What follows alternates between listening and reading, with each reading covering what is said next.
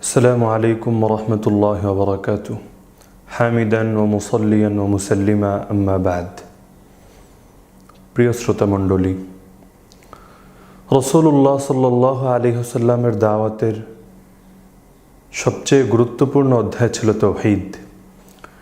আর এই তাওহীদের অবিচ্ছেদ্য অংশ হলো আল ওয়ালা ওয়াল বারা। যেই ব্যক্তি রাসূলুল্লাহ সাল্লাল্লাহু আলাইহি ওয়াসাল্লামের দাওয়াত গ্রহণ করবে, আল্লাহ তাআলা তার সম্পর্কে কোরআন মাজিদের সূরাতুল আনআমের 122 নম্বর আয়াতে বলেছেন, আওয়ামান কানা মাইতান ফাআহইনাহু ওয়াজআলনা লাহু নূরা ইয়ামশি বিহি ফিন নাস কামান মাসালুহু ফিজ যুলুমাত লাইসা বিখারিজিম মিনহা। যেই ব্যক্তি ছিল মৃত, এরপর আমি তাকে জীবন দান করেছি, তাকে এমন নূর দিয়েছি যা দ্বারা সে মানুষের মধ্যে চলাচল করে। তার দৃষ্টান্ত কি ওই ব্যক্তির মতো হতে পারে যে অন্ধকারের মধ্যে থাকে আর সে তা থেকে বের হয়ে আসতে পারে না? তো এই আয়াতের মাধ্যমে আমরা জানতে পারছি, যেই ব্যক্তি তাওহীদ গ্রহণ করে ধন্য হবে আর যেই ব্যক্তি তাওহীদ গ্রহণ না করে কুফরের মধ্যে পড়ে থাকবে, এই দুজন ব্যক্তি কখনোই সমান হতে পারে না। এজন্য রাসূলুল্লাহ সাল্লাল্লাহু আলাইহি ওয়াসাল্লামের দাওয়াতের মূল ভিত্তি তাওহীদ সম্পর্কে জ্ঞান অর্জন করা, রাসূলের দাওয়াতের হাকিকত অনুধাবন করার জন্য অত্যন্ত জরুরি একটা বিষয়। যেই সমাজে রাসূলুল্লাহ সাল্লাল্লাহু আলাইহি ওয়াসাল্লাম প্রেরিত হয়েছিলেন, কেমন ছিল সেই সময়? বিখ্যাত সাহাবী মিকদাদ ইবনুল আসওয়াদ রাদিয়াল্লাহু তাআলা আনহুর বর্ণনায় বিষয়টি সুন্দরভাবে উঠে এসেছে।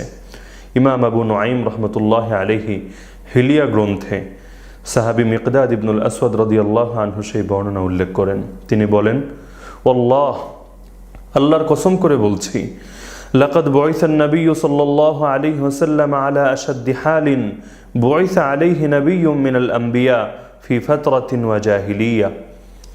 একজন নবী সবচেয়ে কঠিন যেই পরিস্থিতিতে আগমন করতে পারেন, এমন এক পরিস্থিতিতে এই দুনিয়াতে প্রেরিত হয়েছিলেন রাসূলুল্লাহ সাল্লাল্লাহু আলাইহি ওয়াসাল্লাম। তিনি এসেছিলেন এমন সময়ে যখন দীর্ঘকাল পর্যন্ত দুনিয়াতে নবী আসার ধারা বন্ধ ছিল এবং মানুষ অজ্ঞতার সাগরে নিপতিত হয়েছিল। মা ইয়ারাউনা দীনান আফদালা মিন ইবাদাতিল আওসান। মানুষের অবস্থা এমন হয়ে গিয়েছিল, তারা মূর্তি পূজার চাইতে উত্তম কোনো ধর্ম সম্পর্কে জানতো না। তারা মনে করত মূর্তি পূজাই হচ্ছে সবচেয়ে উত্তম ধর্ম। ফাজাআ বিফুরকানিন ফাররাকা বিহি বাইনাল হাক্কি ওয়াল বাতিল। সেই নবী তখন সত্য এবং মিথ্যার মধ্যে পার্থক্যকারী এক দিন নিয়ে এই ধরাধামে আগমন করলেন, যার দ্বারা তিনি হক এবং বাতিলের মধ্যে পার্থক্য করে দিলেন। ওয়াফাররাকা বাইনাল ওয়ালিদি ওয়া ওয়ালাদিহি। পিতা এবং পুত্রের মধ্যেও তিনি বিভাজন ঘটিয়ে দিলেন। হাত্তা আন্নার রাজুল লা ইয়ারা ওয়ালিদাহু আও ওয়ালাদাহু আও আখাহু কাফিরা। অবস্থা এমন হয়েছিল, একজন মানুষ দেখতে পেত তার বাবা, তার সন্তান অথবা তার ভাই কাফের। ওয়াকাদ ফাতাহাল্লাহু তাআলা কুফলা কলবিহি লিল ঈমান। আল্লাহ তাআলা তার অন্তরের তালা ঈমানের জন্য খুলে দিয়েছিলেন। লিয়ালামা আন্নাহু ক্বাদ হালাকা মান দাখালান নার। এর ফলে সে জানতে পারছিল যে কোন ব্যক্তি জাহান্নামে প্রবেশ করে ধ্বংস হতে যাচ্ছে। ফালা তাকিরু আইনুহু ওয়া হুয়া ইয়ালাম আন্না হামিমাহু ফিন নার। তার চোখ প্রশান্ত হচ্ছিল না এই অবস্থায় যে সে নিশ্চিতভাবে জানছে তার প্রিয়জন শীঘ্রই জাহান্নামে প্রবেশ করবে। এ কারণে সে আল্লাহ তাআলার কাছে আকুতি ভরে প্রার্থনা করত, রব্বানা হাব লানা মিন আজওয়াজিনা ওয়া যুররিয়াতিনা কুররাতা আয়ুন। হে আমাদের প্রতিপালক, আমাদের স্ত্রী এবং সন্তানদের মধ্য হতে আমাদের জন্য চোখের শীতলতা বানান। সূরা ফুরকান আয়াত নম্বর ৭৪। ইমাম আবু নুআইম রাহমাতুল্লাহি আলাইহি হিলিয়াতুল আউলিয়া গ্রন্থের প্রথম খণ্ডের ১৭৫ নম্বর পৃষ্ঠায় এই বর্ণনাটি উল্লেখ করেছেন। আল্লাহ তাআলা কোরআন মাজিদের মধ্যেও সেই সময়ের অবস্থা তুলে ধরেছেন। তিনি বলেন, ওয়াতাসিমু বিহাবলিল্লাহি জামিআন ওয়া লা তাফাররাকু। তোমরা সকলে ঐক্যবদ্ধভাবে আল্লাহ তাআলার রজ্জু তথা দ্বীনকে আঁকড়ে ধরো, তোমরা বিক্ষিপ্ত হয়ে যেও না, বিচ্ছিন্ন হয়ে যেও না।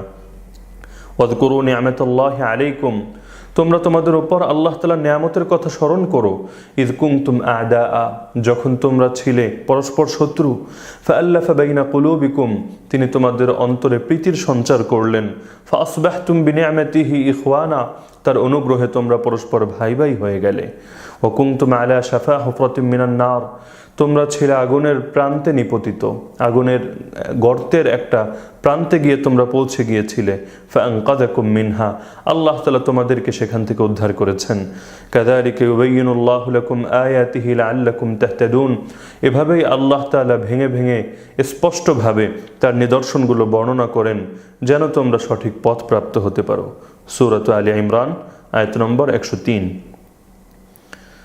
সাহাবিগণ খুব ভালো করে জাহেলিয়াত চিনতেন, এজন্য যখন তারা ইসলামের পরশে এসেছিলেন তখন তারা ইসলাম থেকেও খুব বেশি উপকৃত হতে পেরেছিলেন।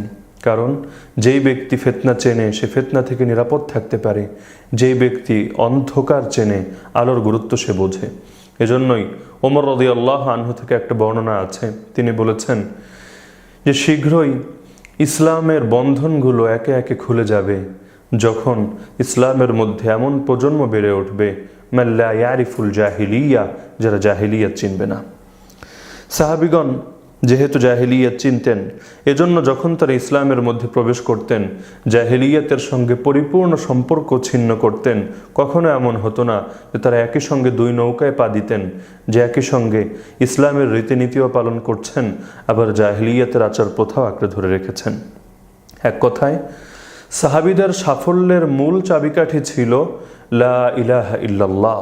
তারা শুধু এই কালেমা মুখ দিয়েই পড়তেন না, বরং লা ইলাহা ইল্লাল্লাহর সকল আদর্শ, লা ইলাহা ইল্লাল্লাহর সঠিক মর্মকেও তারা অন্তর দ্বারা হৃদয়ঙ্গম করতেন এবং অঙ্গ প্রত্যঙ্গ দ্বারা বাস্তবায়ন করতেন।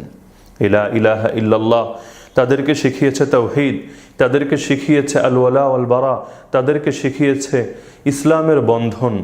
যে লা ইলাহা ইল্লাল্লাহ একমাত্র ঈমানি বন্ধন ছাড়া অন্য সকল বন্ধনকে অস্বীকার করে, একমাত্র বিশ্বাস কেন্দ্রিক জাতীয়তা ছাড়া অন্য সকল জাতীয়তাকে অস্বীকার করে, সেটা ভৌগোলিক সীমারেখা ভিত্তিক জাতীয়তা হোক, বর্ণভিত্তিক, ভাষাভিত্তিক অথবা অন্য যে কোনো শ্রেণীর জাতীয়তা হোক, সকল জাতীয়তাকে অস্বীকার করে একমাত্র ইসলামী জাতীয়তাকে স্বীকার করে।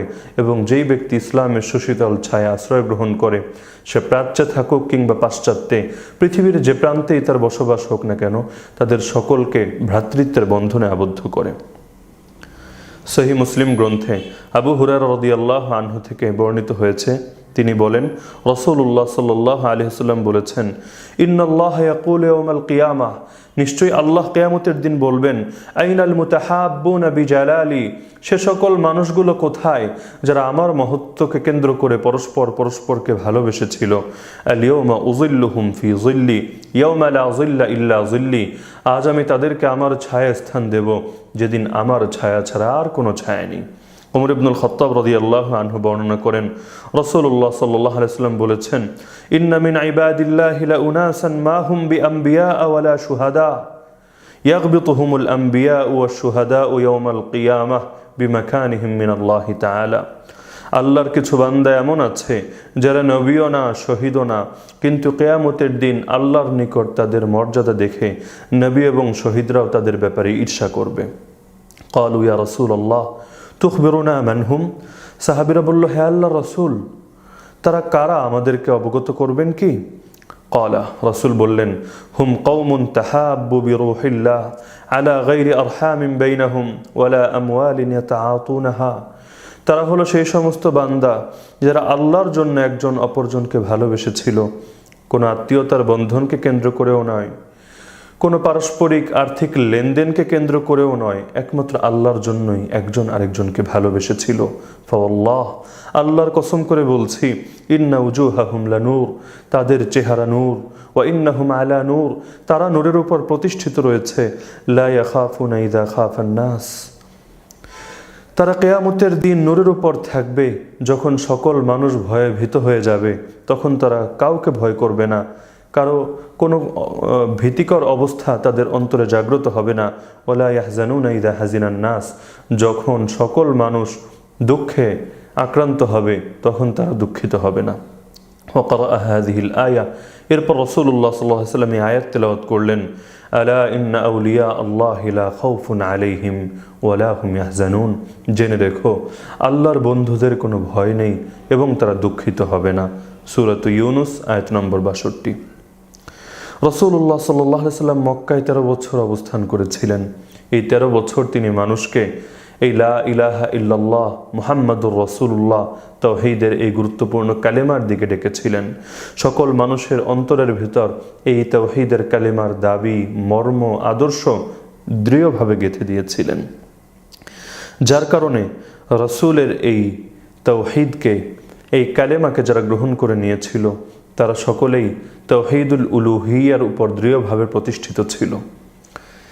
একটা বিষয় খুব ভালোভাবে বোঝা দরকার, ইসলাম শুধুমাত্র আমাদেরকে তাওহীদুর রুবুবিয়্যাহ শেখায় না, যে আমরা শুধুমাত্র বিশ্বাস করব জগতের প্রতিপালক আল্লাহ, বরং এর পাশাপাশি ইসলাম আমাদেরকে শেখায় আমাদের ইবাদত, আমাদের বন্দেগী, আমাদের উপাসনা, আমাদের আরাধনা, আমাদের আনুগত্য হতে হবে একমাত্র আল্লাহর জন্য। লা ইলাহা ইল্লাল্লাহ এই কালেমা মূলত তাওহীদুল উলুহিয়ার দিকে দাওয়াত দেয়, কারণ মক্কার মুশরিকরাও তাওহীদুর রুবুবিয়্যাহ লালন করত। কোরআনুল কারীমে আল্লাহ সেই বর্ণনা তুলে ধরেছেন, হে নবী, লাইন সাআলতাহুম, আপনি যদি তাদেরকে জিজ্ঞেস করেন, মান খালাকাস সামাওয়াতি ওয়াল আরদা ওয়া সাখখারাশ শামসা ওয়াল কমার, কে সৃষ্টি করেছে আকাশসমূহ এবং পৃথিবী, কে নিয়ন্ত্রণ করে চাঁদ এবং সূর্য, লা ইয়াকুলুন্নাল্লাহ, তাহলে মুশরিকরাও অবশ্যই জবাব দেবে আল্লাহ। কেন তারা এই জবাব দেবে? কারণ তারা তাওহীদুর রুবুবিয়্যায় বিশ্বাস করত, কিন্তু তারা নিজেদের ইবাদত বন্দেগী একমাত্র আল্লাহর জন্য অর্পণ করত না, বরং আল্লাহর সঙ্গে অন্যদেরকে শরীক করত। এজন্য ইসলাম যেমনিভাবে তাওহীদুর রুবুবিয়্যাহ শেখায়, তার চেয়েও আরও বেশি গুরুত্বের সঙ্গে তাওহীদুল উলুহিয়্যাহ ইসলাম আমাদেরকে শেখায়। এর পাশাপাশি আল্লাহ তাআলার নাম এবং গুণাবলীর তাওহীদও ইসলাম আমাদেরকে শেখায়। কিন্তু আমরা এমন এক সমাজে বাস করছি, যেই সমাজের অধিকাংশ মানুষ না বুঝেই এই কালেমা পাঠ করে। তারা জানে না লা ইলাহা ইল্লাল্লাহ তাদেরকে কোন প্রকার তাওহীদের দিকে দাওয়াত দেয়, লা ইলাহা ইল্লাল্লাহর আদর্শ কী, আর মর্ম কী, এই কালেমার হাকিকত কী, কোনো কিছুই তারা জানে না। এমনকি ইবাদত একটা ব্যাপক এবং বিস্তৃত একটি বিষয়, কিন্তু ইবাদতকেও তারা কিছু প্রতীকী কাজ, বিশেষ কিছু জিনিসের মধ্যে সীমাবদ্ধ করে ফেলেছে। তারা বোঝে ইবাদত মানে শুধু নামাজ, রোজা, হজ, যাকাত, এতটুকুর মধ্যে হয়তো সীমাবদ্ধ। কিন্তু একজন মুমিনের জীবন ব্যবস্থা কি হবে, কার সঙ্গে তার মিত্রতা হবে, কার সঙ্গে শত্রুতা হবে, কাকে সে ভালোবাসবে, কাকে সে ঘৃণা করবে, এগুলো যে লা ইলাহা ইল্লাল্লাহর অন্তর্ভুক্ত বিষয়, এটা আজ যেন মানুষ ভুলেই গেছে।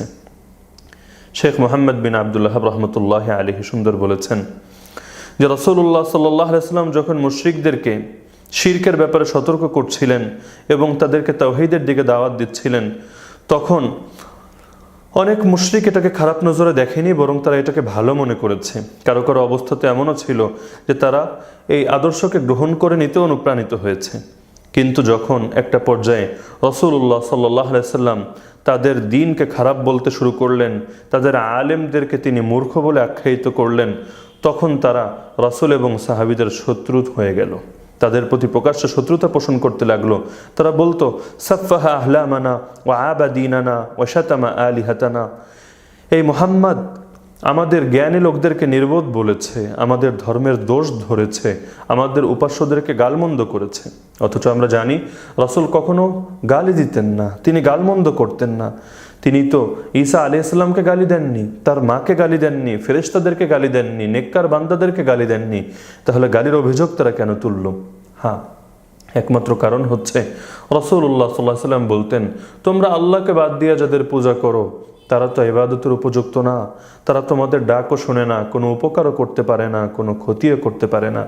তারা এই স্বীকৃত এবং নির্দিত বাস্তবতাকেই গালি হিসাবে বিবেচনা করেছিল। তো যখন এই বাস্তবতা আমাদের সামনে চলে আসলো, তখন একটা বিষয় স্পষ্ট হয়ে গেল যে তাওহীদের কালিমা শুধুমাত্র মুখে উচ্চারণ করাই যথেষ্ট নয়, বরং একজন ব্যক্তির ঈমান ততক্ষণ পর্যন্ত দুরস্ত হয় না যতক্ষণ না সে তাওহীদের প্রতিপক্ষ যারা, তাদের প্রতি প্রকাশ্যে শত্রুতার ঘোষণা দেবে এবং অন্তরেও তাদের প্রতি ঘৃণা লালন করবে। আল্লাহ তাআলা সূরাতুল মুজাদালার 22 নম্বর আয়াতে বলেন, লা তাজিদু কওমা, হে নবী আপনি এমন কোনো সম্প্রদায়কে পাবেন না, ইউমিনুনা বিল্লাহি ওয়াল ইয়াউমিল আখির, যারা আল্লাহ এবং শেষ দিবসের উপর ঈমান রাখে, ইউআদ্দুনা মান হাদ্দাল্লাহ ওয়া রাসূলা, কিন্তু তাদের অবস্থা হলো তারা যারা আল্লাহ এবং তার রাসূলের প্রতি বিরুদ্ধাচরণ করে তাদের সঙ্গে সম্প্রীতির বন্ধন রাখে, ওয়ালাউ কানু আবাআহুম আও আবনাআহুম আও ইখওয়ানাহুম আও আশিরাতাহুম, যদিও সেই সমস্ত বিরুদ্ধাচরণকারীরা তাদের বাবা হয়, সন্তান হয়, ভাই হয়, কিংবা জ্ঞাতিগোষ্ঠীর সদস্য হয়, এরপরও তারা তাদের প্রতি সম্প্রীতির বন্ধন লালন করে, এমন কোনো মুমিন সম্প্রদায় আপনি পাবেন না। উলাইকা কাতাবা ফি কুলুবিহিমুল ঈমান, এরাই হচ্ছে সেই সমস্ত মুমিন যাদের অন্তরে আল্লাহ তাআলা ঈমানকে গেঁথে দিয়েছেন। ফাইদা ফাহিমতা হাযা জাইয়্যিদা আরাফতা আন্না কাসীরাম মিনাল্লাযীনা ইয়াদউনা আদ-দীন লা ইয়ারিফুনাহা। এরপর তিনি বলছেন, যখন এই বাস্তবতা তুমি বুঝে ফেললে, তখন এটাও তোমার সামনে স্পষ্ট হয়ে গেল যে আজকের যুগে যারা নিজেদেরকে দিনদার হিসেবে দাবি করে, তাদের অধিকাংশ মানুষই কিন্তু এই কালেমার প্রকৃত মূল কথা জানে না। এই কালেমা তো সেই কালেমা যা শুধু মুখে পড়াই যথেষ্ট নয়। যদি এটা শুধু মুখে উচ্চারিত একটা বাক্যই হতো, তাহলে এর জন্য সাহাবীদেরকে এত নির্যাতন সইতে হতো না, তাদেরকে এক দেশ ছেড়ে অন্য দেশে হিজরত করতে হতো না, তাদের উপর এত ধরনের খড়গ নেমে আসতো না। রাসূলুল্লাহ সাল্লাল্লাহু আলাইহি সাল্লাম তিনি তো ছিলেন মানুষের মধ্যে সবচেয়ে দয়ালু। যদি এই কালেমার পেছনে আলাদা কোনো আদর্শ না থাকতো, যদি এই কালেমার জন্য ত্যাগের প্রয়োজন না হতো, তাহলে রাসূলুল্লাহ সাল্লাল্লাহু আলাইহি সাল্লাম তাদেরকে সেই সহজ এবং সরল পথ দেখিয়ে দিতেন। অযথা তার প্রিয় প্রিয় সাহাবীদেরকে নির্যাতনের মুখে এবং নির্যাতনের শিকার হওয়ার মতো পরিস্থিতির দিকে তিনি কখনোই ঠেলে দিতেন না।